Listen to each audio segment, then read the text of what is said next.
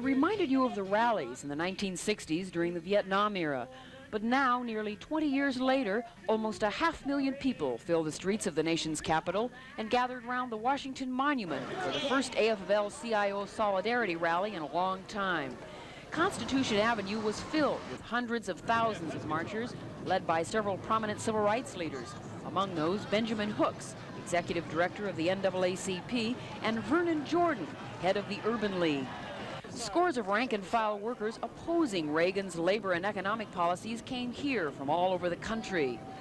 There were an array of signs, striking air traffic controllers, protesting President Reagan's decision to fire 12,000 of them nearly 2 months ago. Those who want better Social Security benefits, more decent health care. Federal workers were here to demonstrate the severe cutbacks in government positions, especially CETA jobs.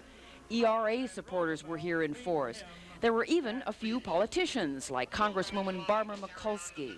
I represent the working people of Baltimore, the people who live in the port, the older ethnic neighborhoods, the small businesses that are being wiped out by high interest rates. And I want to stand here with the people today to send Ronald Reagan a message that his economic spell is disaster for this country.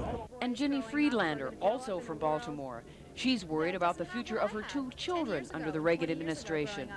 My kids won't be able to qualify for any kind of loans or grants when they want to go to school. My parents won't be able to get food stamps. There's just an incredible array of programs that are going to affect my life, and I want that stopped. Traditionally, there's been a lot of bickering among union members, but the people who've come here say they have one basic message for President Reagan, and that message, they say, is unity. In Washington, Penny Williams, The Daily News. Saturday's Solidarity Rally in Washington, D.C. brought nearly 500,000 people from all over the country, people against an array of Reagan's economic policies and program cuts. Programs that Congressman G. William Whitehurst says must be trimmed if this country is to survive. If many of these people who spoke against the budget do not believe that the cuts were made, they believe those cuts ought to be restored, then my question is, where do you want us to cut the budget? Whitehurst says he sympathizes with some of the issues raised at yesterday's march, but he also remembers President Reagan saying in his inaugural speech the road to a balanced budget would not be an easy one. It was going to be tough, that there were going to be a lot of headaches with it, and it was going to pinch, and we weren't going to solve it in a hurry. It was going to take a while to do it.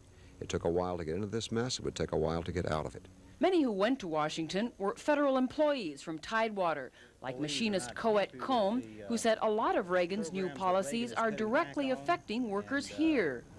Especially where he's trying to take away the 5 pay stamps, he's trying to do away with the Monroney Amendment, the night shift pay differential, and the pay of the government workers here in this area is low, and that's why most of our people are concerned about what's happening to them as government employees.